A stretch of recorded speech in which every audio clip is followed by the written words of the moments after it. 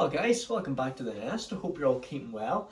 It is Christmas Eve. I'm sure you're all very looking forward to opening up your presents tomorrow. I certainly am. By the way, we have finally completed Sleeping Beauty. The pantomime was absolutely fantastic. You guys, like the audience, love me and my cast members. I want to give a big shout out to everyone who took part in it with me. I don't know if you guys are watching, but hey, we did it. It's been a very long week.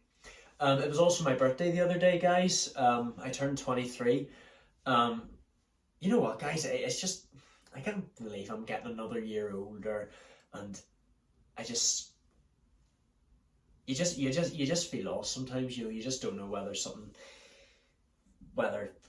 it actually is your birthday. I just feel like I'm getting older. I didn't even get a cake this year, which is unfortunate. But I got to spend it with my mum, which is always a bonus. I couldn't get out with my friends this year because of the show and everything. But anyway, tonight it is time for another movie reaction. Now I have to say, this is quite a big one. It might be quite difficult for me to do. This movie we are doing tonight from 1978 is The Deer Hunter. I was not expecting this movie to be so fucking long. That's right, I was sitting down in my living room watching it for like nearly 3 whole hours. But you know what? It was a great movie. I have so much respect for it. I did think that the themes were all over the place at first, but it kind of does link into the characters, what they like to do for a hobby and how they can use it to their advantage. I just don't really know what kind of lives the characters are meant to lead in this movie. Like 3 good friends, Mike, Stephen and Nick, played by Robert De Niro, John Savage and Christopher Walken. And they work in a steel mill, and they do deer hunting as a hobby. And then they serve their country by taking part in the Vietnam War. I have to say, I didn't know that the Vietnam War actually took 20 years for it to end. Started in 1955 and fell in 1975. I wasn't really expecting it to be that long. I try and stay out of those kind of topics because I just feel like they cause too much arguments. I'm a peaceful man. I just don't want anything to do with it all. But yeah, I was really happy to see a large amount of stars. They all performed very, very well. I did find out that Robert De Niro, this was his first contract for $1 million back then. I do know that billions of dollars didn't even exist back in 1978, so it actually amazes me. I do wish during the movie they actually told us when the time setting was. In some movies, say in Rocky, it started off, Philadelphia, December 1975. I did find out that this movie takes place. Starts off in 1968, then during 1969 is whenever they're in the Vietnam War, and then 1970 is whenever it ends. I just don't know how, because it just feels like it takes place in a few months, if you know what I mean, not 2 years, if that makes sense. But yeah, but I also love how the friends are so dedicated to each other. It's mostly Mike, Nick, and Stephen, and then they have their 3 extra friends: Stan, John, and Axel. Stan was played by John Cazale. I did find out that this was his final movie because he had terminal cancer, and they also wanted to film his scenes first. But and because of that, they very nearly didn't cast him. But the girl who played Linda, I have to say, she's played by Meryl Streep. Apparently, I've been told to keep an eye out for her. In case you guys don't know who John Cazale is, he played Fredo in The Godfather. I did say in this movie, he did look kind of rough. He did look quite sickly, and he had terminal cancer. Apparently, this is something to do with him being a chain smoker nearly his whole life. But I don't know whether it was the director or not, or the producer, but it was someone who worked on the movie. And Meryl Streep, because she was romantically linked with John Cazale back then, she basically told him, "Look, if you don't cast him in this movie, I'm out." And that's why they filmed his scenes first. And unfortunately, because he died before the movie was released, he never even got to see it completed. But I think he had a rough idea of what was going to happen, so he was very lucky to take part in this movie, in his final months. And Meryl Streep, I found out that she had to, her scenes were quite, what's the word for it? Apparently she had to improvise on all of these things. She was told to write her own lines. They cast her. They gave her a script, but I think what happened was they just blanked out her lines. I think what they did was they just gave her the script and said to her, "Right, you improvise and you write down your own lines." And I gotta say, she did deliver them very well. But yeah, I didn't know the Vietnam War was so, like, obviously it's going to be violent, but like like even this movie depicts it of what it was really like back then. Like they kidnap people and they had to take part in Russian roulette. I have to say, guys, I didn't even know that's what Russian roulette was. I didn't know that's how it worked. I didn't know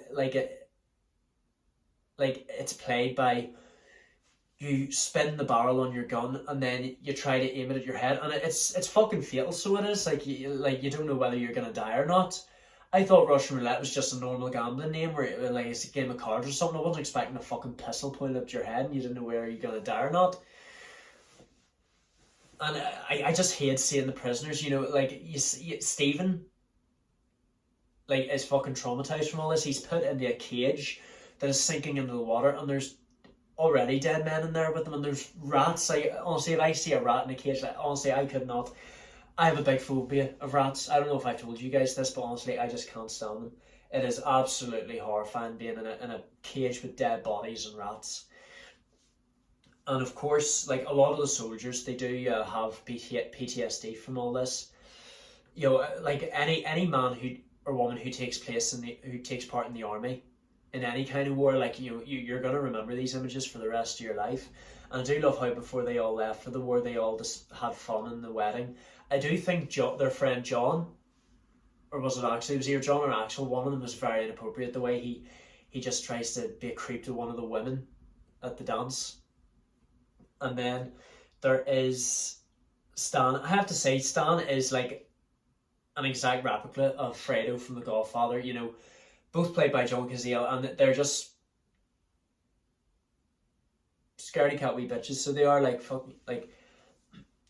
Stan tries to make out he's something that he's not. Like, makes out he's something. Like, whenever they're in the cabin, he starts fucking around with the gun. He tries to act the big man.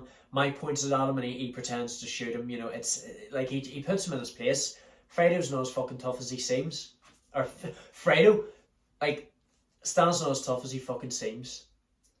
And I do love how he does respect some deer. Like, he witnesses them. They're so beautiful, but then one of them he decides not to shoot in the end because I do know it's hunting season at that time of year. That's their hobby, but I do know some hunters tend to like hunt for elk or stuff like that. Like, when game is at its absolute best, whenever the grass is a certain height, whenever they're a lot more healthier, that's when the meat is so rich, if you know what I mean. I don't know if they do eat them.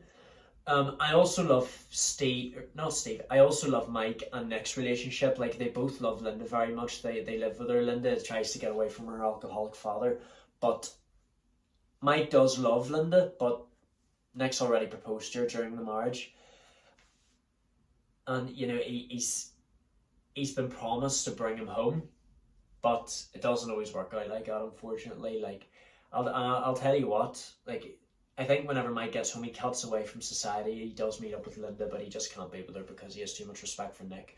And whenever we find out Nick provides a lot of money, he goes back to Vietnam and he sees him addicted to heroin. He doesn't recognise him. One final game of Russian roulette, and I think one of the biggest mistakes Mike could do was tell him about the one shot, if you know what I mean, and that leads to Nick committing suicide. And whenever they get home, you see Stephen, he's lost both his legs, he can't use a hand anymore, and he's just wheelchair bound.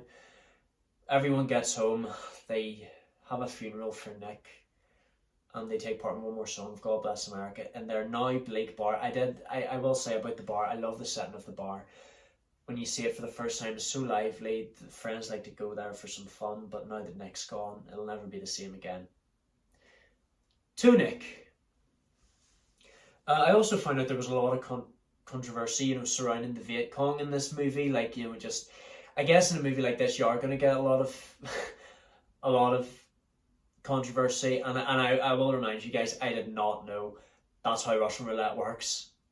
Believe me. Nick, do you remember the one shot? Yeah, I mean, like I said, I thought it was just a normal gambling game, but I didn't realise it was so fucking fatal. But yeah, I didn't want to make this video too long because the movie was way too long. I just can't be arsed just covering the whole story. I do remember the story, obviously, but I don't know what to do. Like, I think in my videos I tell the story a wee bit too much. I just want to cover the themes in my reaction. I think that's what I'll do whenever I get to the live reactions, whenever we finish this year and the year after. We'll see how it works, guys. I just need to know what kind of camera to get, how long we can record for. But anyway, I'm going to leave you guys here. You know, I don't know if I'll make a video before this year ends, but if not, I'll probably see you in the new year. And I hope you guys have a Merry Christmas. And thanks so much for the support during the pantomime. It really meant a lot, guys. Don't forget to leave a like, comment what you'd like to see next, subscribe, tell your friends, turn on notifications. I'll see you guys in the next video. Have a Merry Christmas and a Happy New Year. Love you all to death.